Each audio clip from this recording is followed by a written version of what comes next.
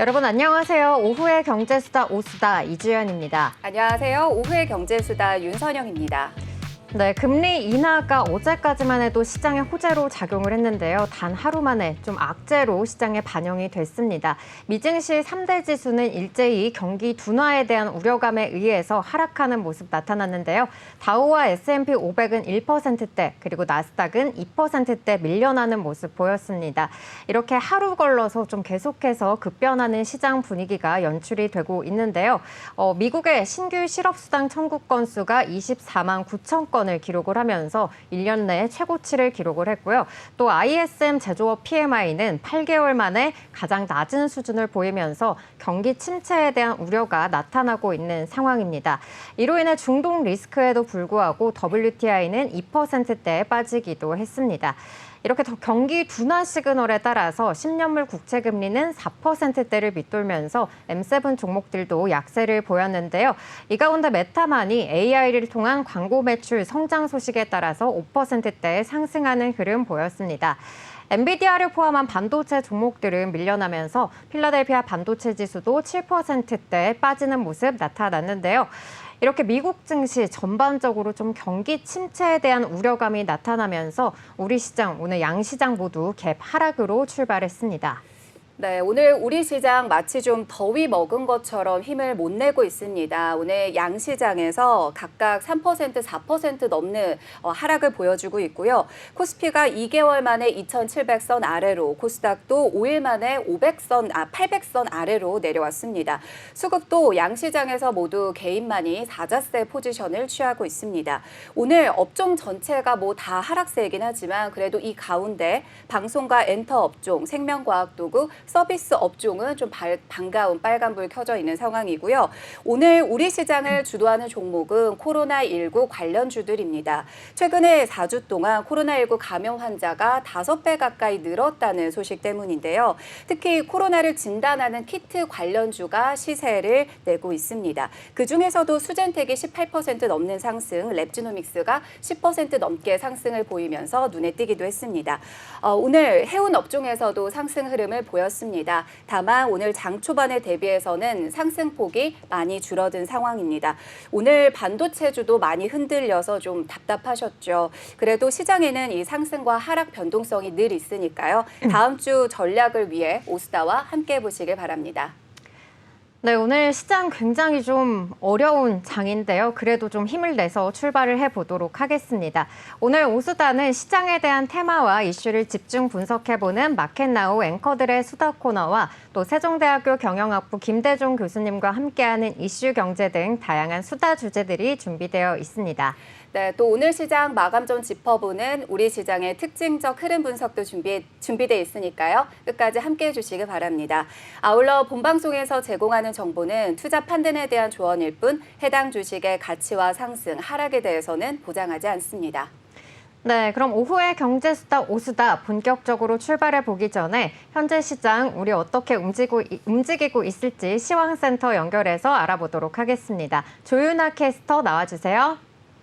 네, 시황센터입니다. 간밤 뉴욕 증시는 FOMC에서 금리 동결하겠다라는 안도감이 오래가지 못했습니다. 경기 침체에 대한 우려로 3대 지수 모두 하락 마감했고요. 특히 미국 경기를 자세하게 짚어보는 러셀 2000도 3%대 급락했습니다. 이러한 상황이 우리 시장에도 직격탄을 주고 있습니다. 코스피, 코스닥 양시장 크게 빠지고 있는데요. 코스피는 2,700선 붕괴되는 모습입니다. 2,675.45포인트 거래되고 있습니다. 3.68% 밀린 상황이고요. 코스닥도 어제장에서 813선에서 마감을 했었는데 오늘은 4.15% 크게 밀렸습니다. 779.73포인트 거래되면서 800선까지도 밀리는 모습입니다. 수급 상황 살펴보도록 하겠습니다. 가장 먼저 코스피 수급입니다. 기관과 외국인이 쌍끌이 매도세 보여주고 있습니다. 기관이 7,610억 원, 그리고 외국인이 8,749억 원 덜어내고 있고요. 개인만이 매수하는 흐름 나타내고 있습니다.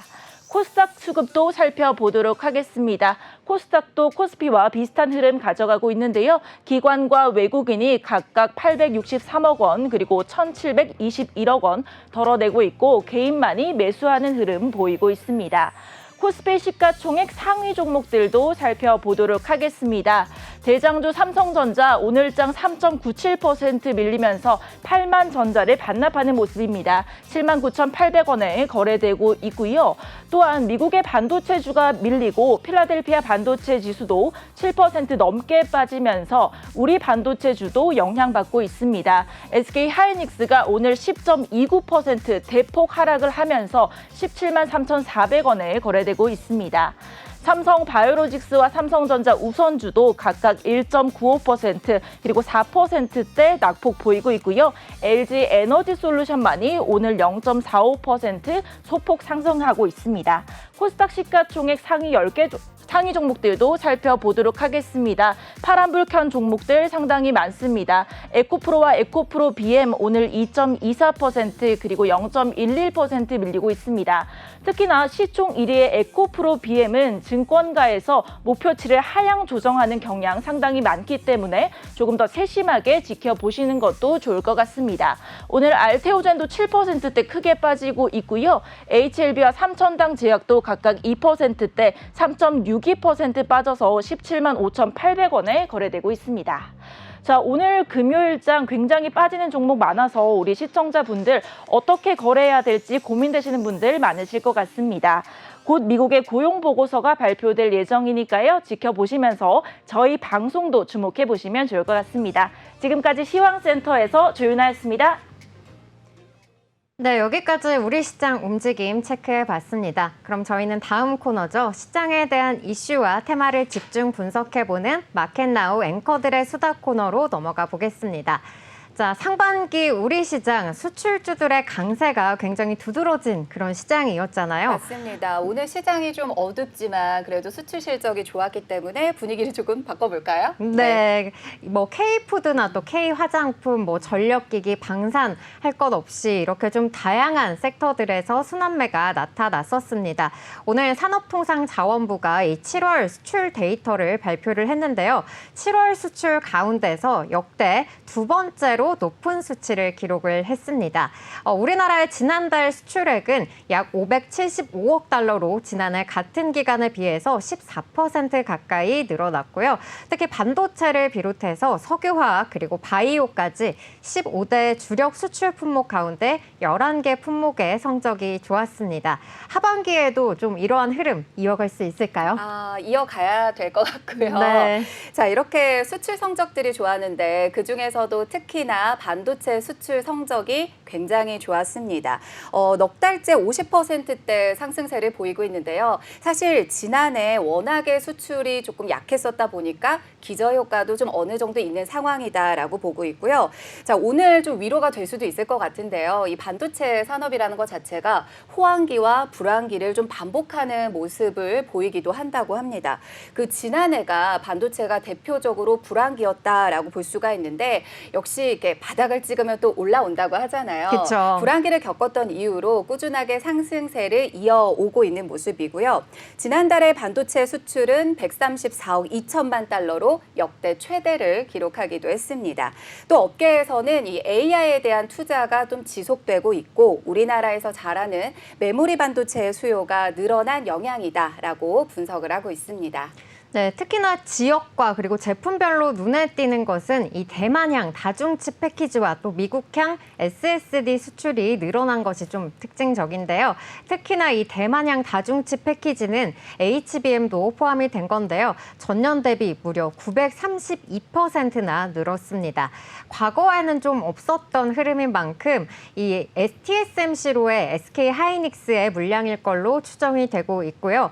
또 미국으로의 SSD 수출은 바닥을 찍은 이후에 2021년 또 2022년 계속 이렇게 상승 흐름을 이어나가고 있는 상황입니다.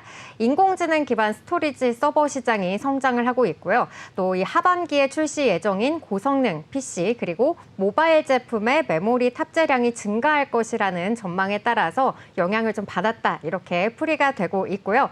역시나 좀 수출에서도 이렇게 AI 모멘텀을 좀 확인해 볼 수 있는 것 같죠? 맞습니다. 그리고 또 삼성전자로 좀 더 얘기를 해보면요. 최근에 HBM 사업을 좀 본격적으로 성장시키겠다 하는 강한 의지를 보이기도 했습니다.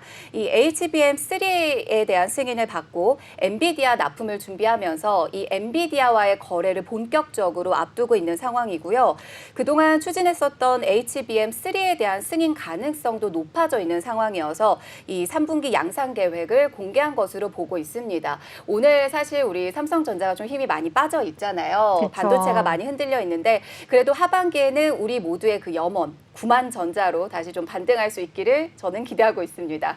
네, 사실 그 증권가에서는 목표 주가가 또 13만 원까지 상향 조정된 그런 맞아요. 리포트가 나오기도 했으니까요. 삼성전자 조금 하반기에 더욱더 기대를 해봐야 되지 않을까 이런 생각이 드는데요. 이 삼성전자가 지난 컨퍼런스 콜에서 이 HBM에 대한 로드맵을 제시한 바가 있습니다. HBM3 8단은 올 3분기에 본격적으로 양산할 거다 이러한 계획을 밝혔고요. 또 HBM4의 경우에는 내년 하반기 출하를 목표로 개발 중에 있다고 밝히기도 했습니다. 또 블룸버그에서도 8월에서 10월 중에 좀 엔비디아의 퀄 테스트를 통과할 거다 이러한 전망을 내비치고 있어서 향후 삼성전자가 HBM 모멘텀으로 좀 상승 여력이 남아있다 이렇게 증권가에서는 전망하고 있습니다. 반면에 좀 아쉬웠던 업종을 하나 찾아보자면은 2차 전지 양극재 쪽인데요. 수출 금액과 증량 그리고 단가 모두 전년 대비 부진한 걸로 나타났습니다. 특히 수출 중량은 지난해 12월에 기록한 저점보다 좀 낮은 수준을 보였는데요. 업계에서는 이 업체들의 재고 조정이 강하게 진행되고 있다는 점에 영향을 받았다. 이렇게 좀 풀이를 하고 있는 상황입니다. 그리고 자동차 수출은 이 주요 업계 하계 휴가 영향으로 인해서 지난해 같은 기간보다 9.1% 감소한 54억 달러를 기록한 걸로 나타났습니다. 네, 오늘 시장도 보면은 이렇게 다 하락하는 시장에서도 또 빨간불을 켜주는 고마운 업종들이 있잖아요. 네. 자, 이렇게 모든 업종들이 동시에 늘 좋은 성적을 낼 수가 없고 호황기, 불황기가 있기 때문에 하반기에는 좀 다 같이 힘을 내줬으면 하는 바람이 있습니다. 네. 이렇게 사실 우리나라의 최대 수출 품목이 반도체, 디스플레이, IT가 수출을 좀 견인해주고 있기는 하지만 사실 저는 상반기에 우리 시장을 가장 주도했던 업종이 뭐냐라고 한다면 뷰티랑 푸드, 그중에서 진짜 먹거리가 진짜 이렇게까지 올라도 되나 싶을 정도로 핫했던 것 같거든요. 네, 그래서 다음 주제로는 여전히 좀 인기가 식지 않고 있는 우리 K푸드, K먹거리에 대해서 좀 이야기를 이어나가 볼까 합니다. 선영 앵커 혹시 불닭볶음면 좋아하시나요? 아, 얘기 나오실 줄 알았습니다. 네. 저 불닭볶음면 완전 매니아여가지고 오. 시리즈로도 다 먹어봤거든요. 오. 근데 제가 그 생각을 했어요. 지금 불닭볶음면이 되게 핫하잖아요. 네. 근데 이제 유럽 분들 중에서 미국 분들 중에서 그 로제는 모르시는 분들 많으실 것 같아요. 오, 로제. 그래서 이 삼양의 저는 미래가 되게 밝다고 보는 사람 중에 하나입니다. 네. 불닭볶음면 네. 매니아이실 정도로 모든 시리즈를 다 드셔봤을 정도로 좀 이렇게 인기가 높은 상황인데요. 저는 좀 일명 매운 걸 못 먹는 이 아오. 맵찔이어서 아직까지 좀 불닭볶음면을 시도해보지는 못했습니다. 하지만 SNS에서 이 외국인들이 불닭볶음면 챌린지를 하는 것을 보고 맞아요. 좀 굉장히 신기하고 재미있다 이런 생각이 들었는데요. 제가 이 이야기를 괜히 꺼낸 게 아니겠죠. 이 라면, 김치 수출액이 증가를 하면서 역대 최대 실적을 기록했다고 합니다. 전년 대비 각각 라면은 24% 그리고 김치 수출액은 45.7%나 늘어났는데요. 지난 1일 식품의약품안전처와 식품안전정보원에 따르면은 지난해 국내 식품산업 생산 실적은 약 108조 5천억 원으로 전년과 비교해서 3.5% 성장한 걸로 파악이 되고 있습니다. 수출 실적은 약 7조 2천억 원으로 전년과 비슷한 수준을 유지하고 있다고 합니다. 네, 이 K푸드 어떤 품목들이 있는지 좀 살펴보면요. 예상이 어느 정도 되실 것 같은데요. 라면과 즉석식품, 그다음에 검은 반도체라고 불리는 조미김까지 품목이 굉장히 또 다양합니다. 자, 먼저 라면의 경우는요. 지난해 대단하네요. 진짜 1조 3천억 원의 수출을 기록해서 24% 넘는 상승세를 보이기도 했고요. 수출에 잠시 비상등이 켜졌었던 유럽의 수출도 77% 넘는 상승을 보이면서 오히려 수출 주도를 이끌기도 했었습니다. 김치 같은 경우는요. 코로나19가 오히려 좀 발판이 됐습니다. 면역력을 높여주는 음식이라는 인식이 김치와 좀 연결이 되면서 무려 2,700억 원의 수출을 기록하기도 했었습니다. 이렇게 지난해 김치류 생산액은 전년 대비 10% 넘는 증가세를 보이기도 했습니다. 네, 굉장히 이 K푸드의 인기가 계속해서 날로 좀 뜨거워지고 있는데요. 실제로 제 친구가 미국에 거주를 하고 있거든요. 네, 근데 이 냉동김밥이 마트에서 좀 찾아보기가 힘들 정도로 빠르게 매진이 된다고 해요. 네. 사실 우리는 굉장히 김밥이 좀 익숙한 식품이어서 특별한 점을 좀 못 찾을 수도 있는데 외국에서는 굉장히 좀 신선하게 다가오는 것 같습니다. 그리고 축산물 부문에서도 좀 분위기가 나쁘지 않았는데요. 포장육과 양념육의 소비가 늘어나면서 생산이 전년 대비 3.8% 증가한 약 36조 원에 가까운 생산 실적을 기록했습니다.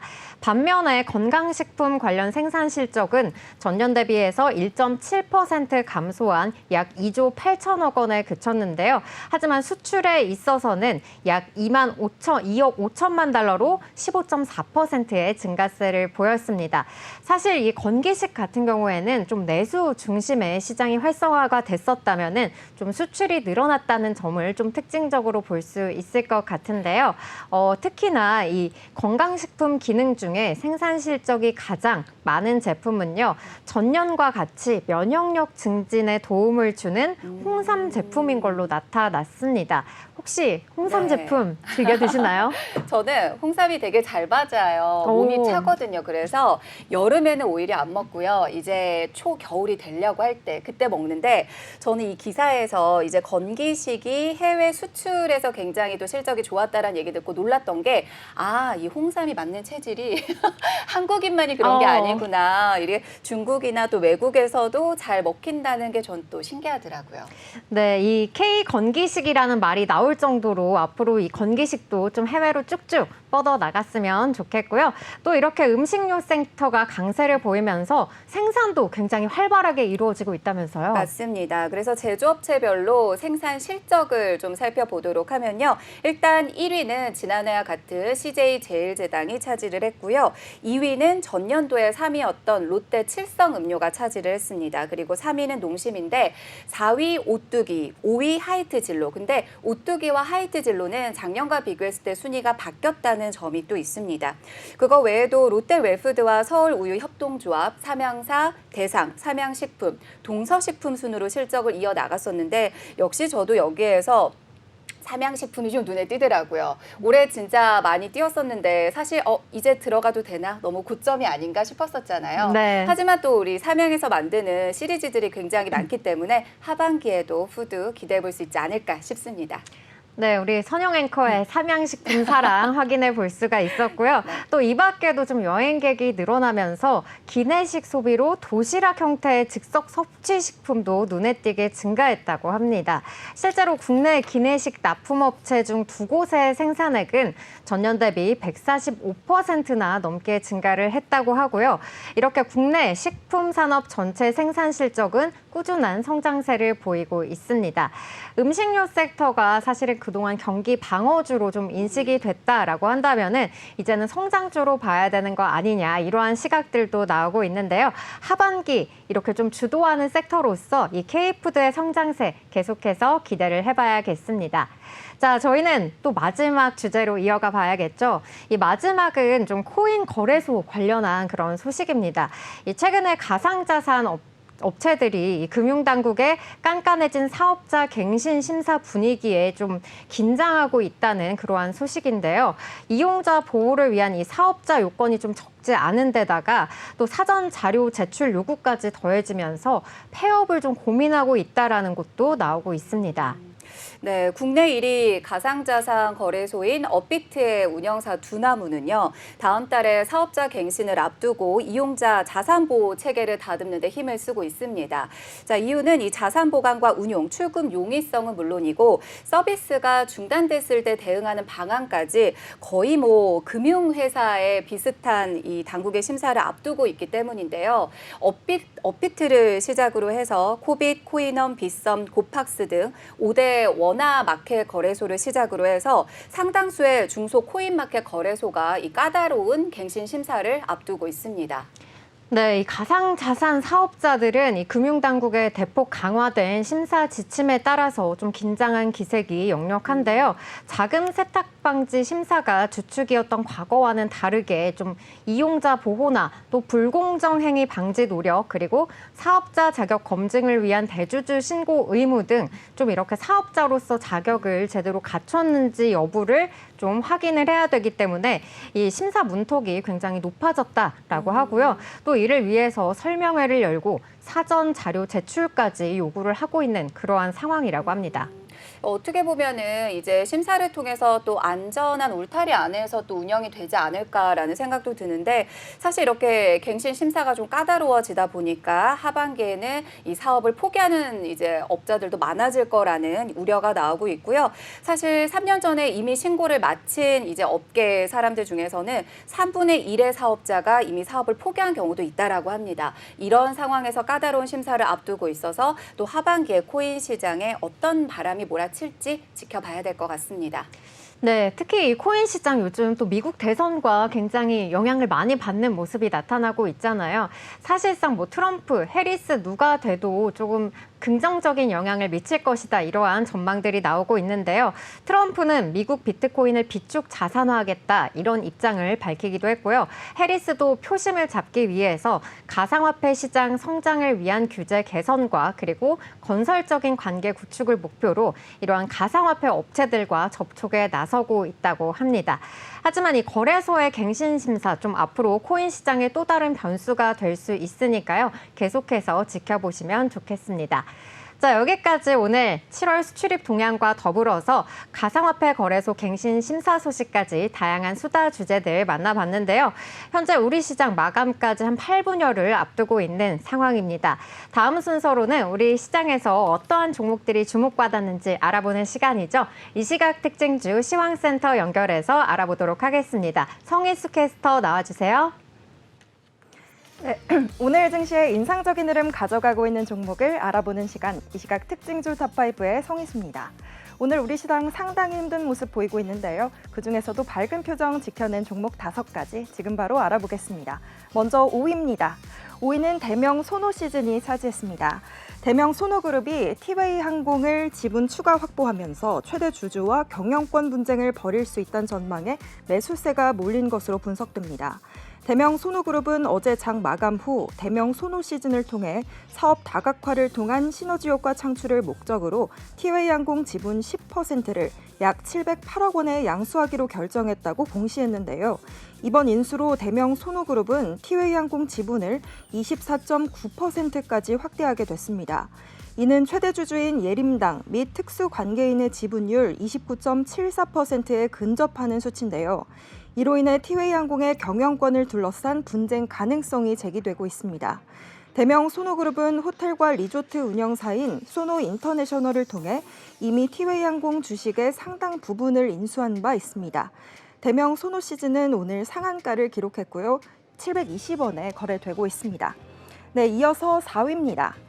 4위는 대성 하이텍이 자리했습니다. 오늘 대성 하이텍 장 초반부터 매우 강세를 보여주고 있는데요. 최근 살해된 하마스 최고 지도자에 대한 보복으로 이란과 헤즈볼라가 이스라엘에 대한 직접 공격 명령과 모든 전선에서의 전쟁을 선포하면서 영향을 받은 것으로 풀이됩니다. 대성 하이텍은 이스라엘 최대 방산업체를 포함한 총 3개의 글로벌 방산기업에 미사일과 유도탄 부품 등을 공급하는 업체입니다.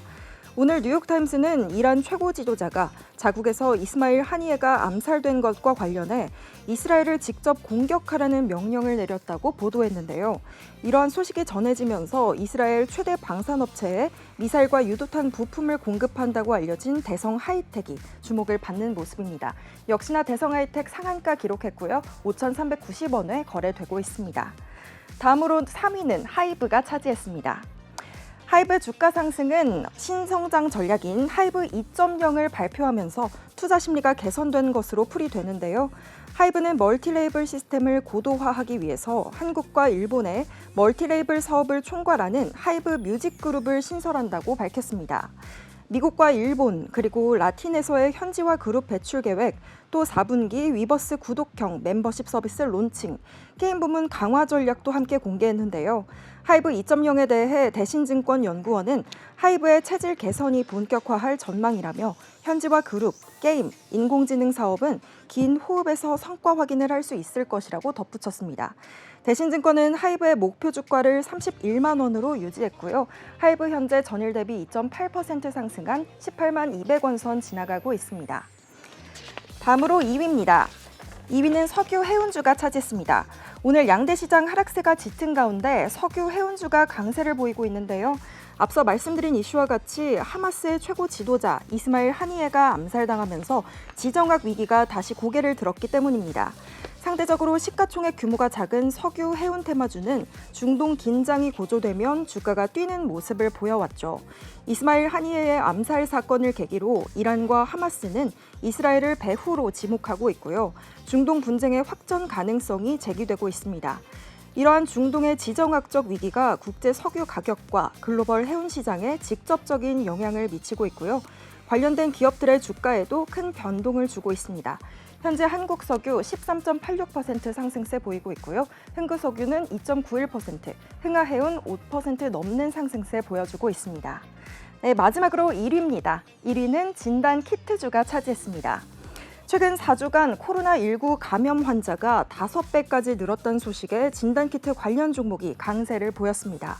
지난 1일 질병관리청은 정부 서울청사에서 주요 감염병 발생 현황과 대응 계획을 발표했는데요. 질병청 감염병 정책국장은 현재 코로나19, 백일에, 수족구 등 다양한 감염병이 유행하고 있다고 말했습니다. 특히 코로나19 신규 입원 환자가 최근 4주간 5.1배로 증가했다고 밝혔는데요. 이에 정부는 10월 중으로 코로나19 신규 백신을 도입해 고령층을 대상으로 접종을 시작할 계획입니다. 이런 소식에 오늘 수젠텍, 랩지노믹스, 휴마시스 등 진단키트 종목들이 강세를 보였습니다. 현재 수젠텍 29.63% 상승하고 있고요. 랩지노믹스 18%대, 휴마시스 5%대, 시젠 7%대까지 상승세 보이고 있습니다. 이렇게 총 5개의 종목 살펴봤습니다. 지금까지 특징주 탑5였습니다. 네, 잘 들어봤습니다. 오늘 사실은 하락하는 종목들의 개수가 굉장히 많은 상황인데요. 코스피 시장에서는 53개, 그리고 코스닥 시장에서는 131개의 종목만 오른 걸로 나타나고 있습니다. 이 가운데서 오늘 좀 주목받았던 섹터는 역시나 제약바이오 쪽인데요. 계속해서 좀 코로나19 환자들이 늘어나고 있다. 이러한 소식에 따라서 오늘 진단키트주들이 강세를 보였습니다. 수젠텍이 오늘 상한가 도달에 성공을 한 모습이고요. 랩지노믹스도 18%대 오름세 보였습니다. 그리고 계속해서 좀 중동 불안이 고조가 되고 있는 그러한 상황인데요. 이로 인해서 방산 또 석유, 해운주들에는 좀 수혜로 작용하는 모습이 좀 아이러니하기는 합니다만 그래도 계속해서 이렇게 중동 리스크 분위기가 고조가 되고 있기 때문에 여러분들 트레이딩 관점으로 가져가 보시면 좋겠습니다. 그리고 대명 소노 시즌 같은 경우에는 한 차례 좀 티웨이항공 인수에 좀 불발이 된 적이 있었는데요. 오늘 장에서는 이렇게 티웨이항공의 지분 10%를 인수하겠다는 소식이 나오면서 30% 내 가격 제한폭까지 오르는 모습 나타났습니다.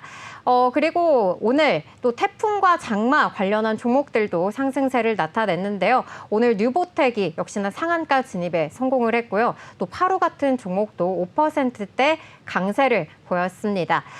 이어서 좀 통신주들도 오르는 모습 나타났는데요. 오늘 3대 통신사죠. SK텔레콤, KT 그리고 LG U+ 모두 다 강보합으로 움직이는 모습 나타났습니다.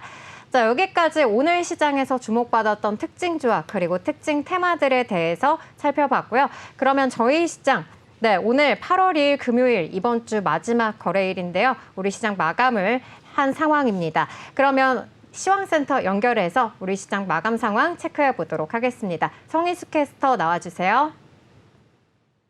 네, 시황센터입니다. 오늘 우리 시장 참 힘든 모습 보여주고 있습니다. 코스피 오늘 2,700선이 깨졌습니다.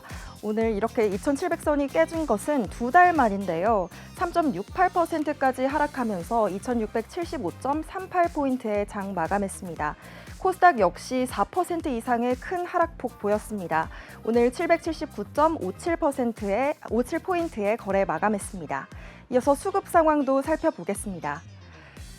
기관과 외국인 동반 매도세 보여줬습니다. 기관이 7천억 원 이상, 외국인이 8천억 원 이상 물량 덜어냈는데요. 개인이 1조 넘게 물량을 담아냈음에도 불구하고 지수 하락을 막기에는 역부족이었습니다. 코스닥 수급 상황도 살펴보겠습니다. 역시나 기관과 외국인 동반 매도세 보였습니다. 기관이 908억 원 물량 덜어냈고요. 외국인이 1,568억 원 팔자세 보였습니다. 반면에 개인은 홀로 2,524억 원가량 물량 담아내는 모습이었습니다. 이어서 시가총액 상위 종목도 살펴보겠습니다. 먼저 코스피 1위부터 5위입니다. 삼성전자와 SK하이닉스 반도체 두 대형주가 아주 큰 폭으로 하락하면서 오늘 상당히 무거운 흐름 보였습니다. 삼성전자 4% 이상 하락해 8만 전자를 내줬고요. SK하이닉스 10% 넘게 하락해서 18만 원 선이 무너졌습니다. 역시나 현대차, 삼성바이오로직스 둘 다 하락세 보여주고 있고요. LG에너지솔루션만이 홀로 빨간불 켜내고 있습니다. 이어서 코스닥 시총 상위 종목 1위부터 5위도 살펴보겠습니다. 에코프로비엠만 홀로 빨간불 켜내고 있고요. 모든 종목이 다 파란불 켜낸 모습입니다. 알테오전이 7% 이상 빠지면서 29만 5천 원에 마감했고요. 에코프로 2.56%, HLB 2% 이상 하락한 모습입니다. 삼천당제약도 오늘 1% 넘게 빠지면서 17만 9,500원에 하락한 모습입니다. 여기까지 이렇게 금요일 마감 시황 살펴봤습니다. 네, 오늘 마감 시황까지 잘 들었습니다. 그럼 다음 이슈 경제 코너로 넘어가 보도록 하겠습니다. 네, 오늘 세종대학교 경영학부 김대중 교수님 또 자리에 나와주셨습니다. 교수님 어서 오세요. 예, 어서 오세요. 안녕하십니까. 네, 이번 주 미국 증시의 좀 가장 큰 이벤트라고 한다면은 또 역시나 FOMC를 좀 꼽아볼 수가 있는데요. 이 제롬 파월 연준 의장이 인플레이션은 완화됐고 또 노동시장은 좀 견고하다 이렇게 말을 하면서 금리 인하가 적절한 시기에 임박을 했다 이렇게 좀 밝히기도 했는데요. 또 어제장에서 우리가 또 경기 경착륙에 대한 좀 우려감들이 나오면서 좀 금리를 더욱더 빠르게 인하해야 되는 게 아니었냐 좀 이러한 시각들도 나오고 있거든요. 자, 지금 시장이 이렇게 금리 인하를 좀 부정적으로 해석을 하고 있는데 연준이 계속해서 8회 연속으로 금리를 동결을 했잖아요. 그런데 한미 금리 역전폭이 지금 1년 넘게 좀 2%포인트로 지속이 되고 있습니다. 이렇게 연준이 금리 인하 가능성을 시사를 하면서 한국은행과의 금리 차가 좀 좁혀질 것이다 이러한 평가들도 나오고 있는데요. 사실 또 한미 금리 차가 이 외국인의 수급에도 좀 영향을 많이 미치잖아요. 교수님께서 이 한미 금리 정책 좀 어떻게 전망을 해보실까요? 저는 아마 지금 현재 우리나라의 기준금리와 미국의 기준금리 상황을 보면 현재 미국은 5.5%이고 한국은 3.5%입니다. 우리가 금리 격차가 2%가 벌어져 있고 우리나라가 사상 최초입니다. 이렇게 금리 격차가 2% 이상 벌어져서 계속 유지되고 있습니다. 미국은 이번 달에 미국의 고용 상황이 좀 안 좋게 나왔습니다. 실업률은 4.7%로 많이 올라갔고 현직 대통령이 재선이 되려면 실업률이 3% 정도 이하로 떨어져야 됩니다. 실업률이 많이 높아지게 된다 그러면 대통령이 교체될 가능성이 높습니다. 미국에서는 항상 실업률이 3%, 3.5% 이하로 떨어진다 그러면 현직 대통령이 계속 민주당이 재선을 할 것이고 만약에 4.7이 이번 달에 나왔는데 이것이 계속 11월 5일 미국 대통령 선거까지 유지된다면 미국의 유권자들이 정권을 교체할 가능성이 높아졌다. 이렇게 볼 수 있고 우리나라는 지금 현재 우리나라 한국의 경기 상황이 워낙 안 좋다 보니까 이렇게 현재 3.5% 고금리를 계속 유지하고 있습니다. 미국도 마찬가지입니다.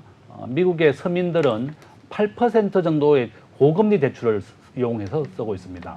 그러니까 미국에서도 경기가 계속 악화된다. 우리가 경기 상황이 좋고 안 좋고를 가장 좋은 지표가 바로 실업률입니다. 미국의 실업률이 현재 4.7%로 굉장히 높고 한국은 실업률이 한 2.6% 정도 됩니다. 우리가 실업률 통계는 일주일에 1시간만 일하면 실업자가 아닙니다. 그러니까 이제 더 정확한 고용과 실업의 통계는 고용률로 좀 전환을 해줘야 됩니다. 한국이나 미국의 실질적인 고용률은 60%입니다. 그러니까 전체 근로자 중에 한 60% 정도가 근무를 하고 있고 미국이나 한국이나 일주일에 1시간만 일하면 실업자가 아니다 보니까 실업률에 그런 문제가 있습니다. 그래서 우리나라도 또 직장을 구하는 우리 구직자들이 내가 원서를 한 10번 냈는데 면접 보러 오라는 데가 하나도 없다. 그래서 내가 원서를 안 내면 또 실업자가 아닙니다. 구직 활동을 했는데 취업을 못한 경우만 우리가 실업자로 간주합니다. 그래서 우리나라가 항상 미국보다 실업률이 낮게 나옵니다. 바로 이런 이유 때문에 그렇다. 그래서 결론은 저는 아마 한미 금리 격차가 2%지만 미국이 9월 달에 기준금리를 0.25% 내리는 것은 거의 100% 확정이 되었습니다. 다만 이제 지금 확률적 60% 정도의 확률로 3번 정도 내리는 걸로 지금 미국이 예정되어 있습니다. 9월 달과 11월, 12월 3번이 남아 있는데 앞으로 3번에 걸쳐서 0.25% 기준금리를 내리게 된다면 한국도 미국과 함께 커플링 현상입니다. 동조화 현상이라고 부르는데 미국이 기준금리를 내리게 되면 한국도 안 내릴 수가 없습니다. 한국도 지금 기업에서는 기준금리를 내려달라고 요구가 많이 있는데 이 금리 격차가 2%에서 더 벌어지면 안 되거든요. 바로 이런 이유 때문에 우리나라도 연말에 기준금리를 미국과 함께 내린다. 기준금리가 내리게 되면 주식과 부동산, 이런 자산 가치가 반대로 크게 올라가게 된다. 이렇게 말씀을 드리겠습니다. 이 금리 인하라는 게 일단 미국이 내리게 되면 한국도 결정적으로 또 영향을 받을 수밖에 없는 것 같은데요. 전 아까 교수님 얘기해 주신 것 중에서 실업자라는 그 기준이 처음 알게 됐어요. 그러니까 일을 안 한다고 무조건 실업자가 아니라 의지를 가지고 원서 접수도 내고 그다음에 이렇게 결과도 받아봐야 실업자가 또 되는 것 같은데 자 어쨌든 지금 미국의 연준이 9월에 금리 인하를 하겠다는 분위기는 계속해서 주고 있습니다. 근데 어제 오늘 지금 또 시장의 온도차가 되게 다르잖아요. 금리 인하라는 키워드를 두고. 자, 지금 국채 가격이 상승하면서 월간으로는 3년 만에 최장 랠리를 지금 기록을 하고 있습니다. 여기에다가 제롬 파월 연준 의장이 이르면 9월에 금리 인하가 가능하다라고 이렇게 말을 하면서 국채 금리가 0.1%포인트 내려갔는데요. 채권 금리 인하가 가격을 상승한다라고도 이렇게 보는데 교수님께서는 어떻게 보고 계실까요? 네, 우리가 이제 국채 가격과 국채 금리 이자는 반대의 관계가 있습니다. 미국의 국채 금리가 지금 4% 정도인데 국채 금리는 미국의 기준 금리와 연동되게 되어 있습니다. 그러면 국채 금리가 떨어지는 것은 동시에 미국의 기준 금리가 인하되는 것과 똑같은 효과를 가져오는 겁니다. 그러면 국채 가격은 반대로 상승하게 됩니다. 국채 가격과 국채 금리는 반대로 움직인다. 이렇게 보면 되겠고요. 미국에서 지금 현재 지난 50년간 미국의 국채 금리는 88% 확률로 인하 추세에 있습니다. 잘 아시다시피 미국의 기준금리는 1980년도에 기준금리가 21%였습니다. 그 당시에 미국의 국채 이자가 연 20% 이자를 줬습니다. 미국도 이렇게 높은 고금리가 있었지만 우리가 코로나가 발생했던 2022년까지 미국의 국채 이자는 20%를 고점으로 하고 계속 인하가 됐습니다. 약 한 2% 정도까지 내렸습니다. 그래서 결론은 미국의 국채는 미국의 기준금리가 내리게 되고 또 미국의 금리가 내리게 된다 그러면 동시에 미국의 국채 가격은 올라간다. 이렇게 볼 수 있습니다. 우리는 이제 채권이라고 하는 것은 주식과 다르게 굉장히 안전 자산으로 보고 있습니다. 금하고 똑같이 간다고 보면 되겠는데요. 제가 대학교 때니까 이제 1988년도 당시에 금이 한 돈이 5만 원이었습니다. 금은 지금 현재 우리가 한 돈이 한 45만 원 정도 합니다. 그러니까 9배 정도 올랐습니다. 이와 같이 금은 90% 확률로 채권하고 똑같이 오르고 있습니다. 그러니까 가장 안전 자산이 바로 국채. 미국의 국채는 100% 안전 자산이다. 전 세계의 기축통화 역할을 하는 것이 바로 미국이다 보니까 미국의 국채가 가장 안전한 것이고 미국이 금리 인하가 되면 국채 금리가 떨어지게 되면서 국채 가격은 반대로 올라가게 되는 겁니다. 그러니까 가장 안전한 자산에 투자하는 방법이 미국의 국채를 사는 방법. 두 번째가 바로 금에 투자하는 방법. 최근에 이제 우리나라 부동산 최근에 계속 오르고 있습니다. 한 1년째 오르고 있는데 오늘 정부가 긴급하게 부동산을 공급하겠다 이런 회의를 했습니다. 요점은 아파트는 짓는데 5년 걸립니다. 정부가 아무리 아파트를 빨리 공급하려고 해도 시멘트가 굳어지고 난 다음에 그 다음 단계로 올라가야 되는 겁니다. 급하게 하다 보면 아파트가 무너지는 거죠. 이와 같이 국채 금리가 이제 앞으로 금리가 떨어지게 되면 국채 가격은 올라가게 되고 또 부동산 가격, 주식 가격은 반대로 올라간다. 또 이렇게 볼 수 있습니다.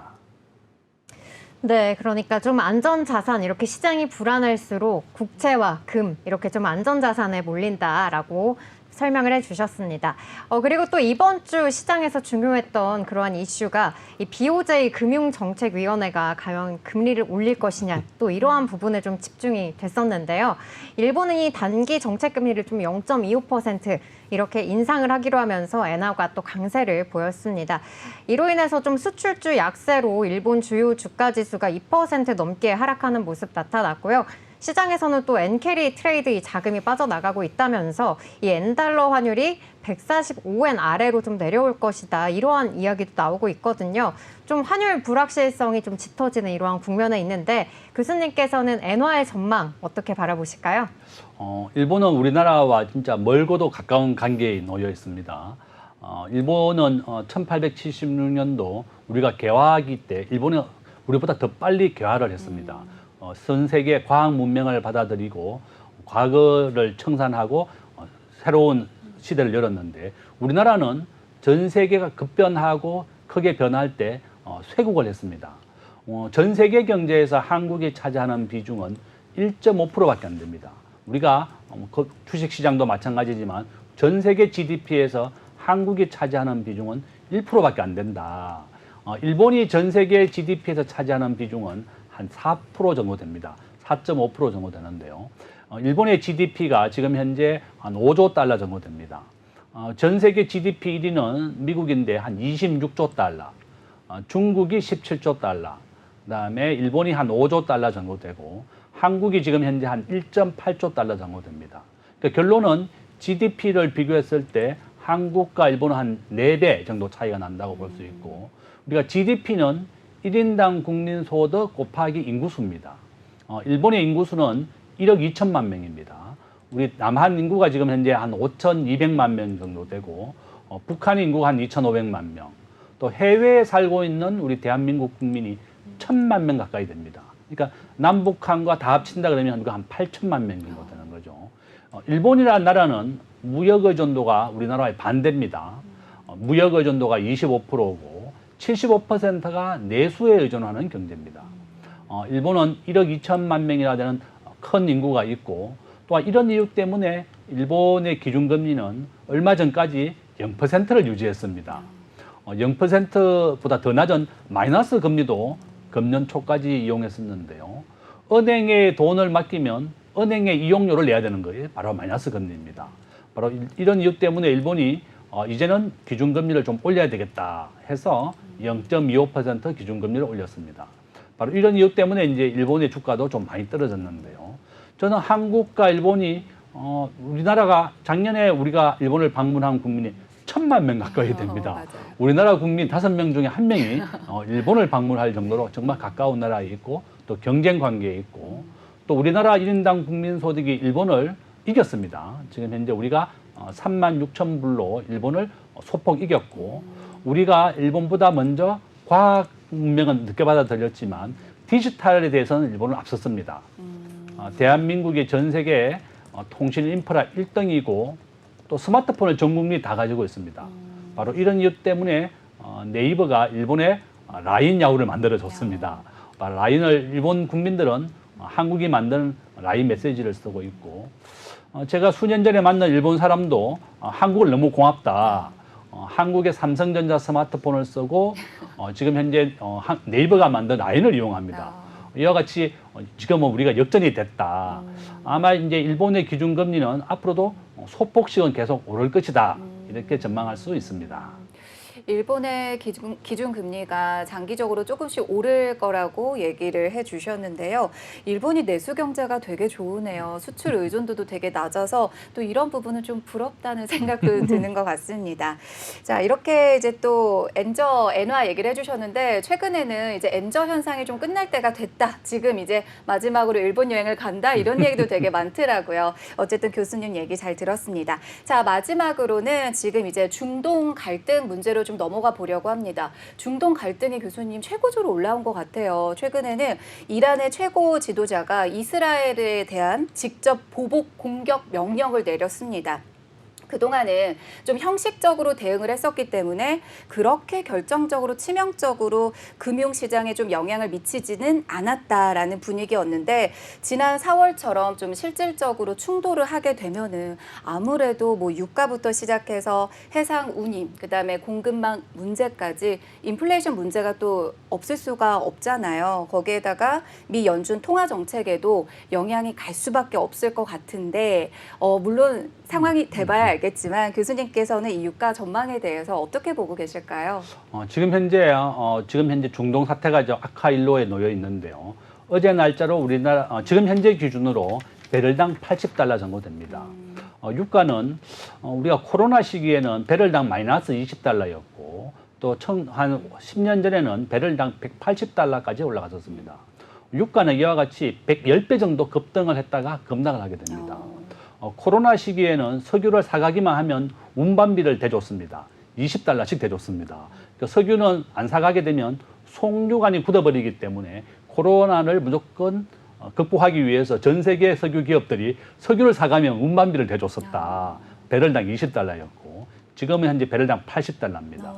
중동 상황이 악화되면 아마 저는 한 100달러는 금방 넘을 것이다. 전 세계 경제가 화랑이 되고 또 석유 공급이 줄어든다 그러면 또 우리나라가 또 가장 크게 타격을 받습니다. 대한민국은 에너지를 100% 수입을 해서 그것을 가공을 해서 수출합니다. 우리나라 수출 품목 1위가 반도체고 2위가 석유화학입니다. 호주 같은 나라는 100% 대한민국의 항공유와 휘발유를 수입합니다. 네. 본인들의 자체 정제를 하지 않는다. 저는 이스라엘이 이번에 하마스의 한이에를 테러를 했는데요. 지금 이스라엘은 2달 전에 하마스의 한이에가 어디에 묵는지 그 숙소에다가 2달 전에 폭탄을 설치해서 이번에 암살을 했다고 합니다. 그러니까 이란에서는 정보 당국이나 2달 전에 폭탄을 설치했는 것도 몰랐다. 지금 교체를 하라는 국민들의 여론도 높은 상황이고 네. 이란은 인구가 8천만 명이고 중동에서 가장 큰 강대국입니다. 이런 사태가 어제 한인회의가 일본에 이스라엘을 공격해라. 이란의 최고 지도자가 도저히 이란의 대통령 취임식을 방문한 이 하마스의 지도자가 방문했는데 그것을 2달 전에 동선을 파악하고 암살을 한 겁니다. 저는 이 사태가 더 확대가 된다 그러면 중동 전쟁, 또 중동의 석유 가격, 러시아와 우크라이나 전쟁이 현재 3년 가까이 벌어지고 있는 상황에서 이 두 개의 전쟁이 벌어진다면 한국 경제가 전 세계에서 가장 크게 타격을 받는다. 저는 이번 사태가 조기에 좀 마무리되고 또 양국이 좀 평화롭게 좀 살았으면 좋겠고 빨리 중동 전쟁이 종식되기를 바란다. 이렇게 말씀을 드리겠습니다.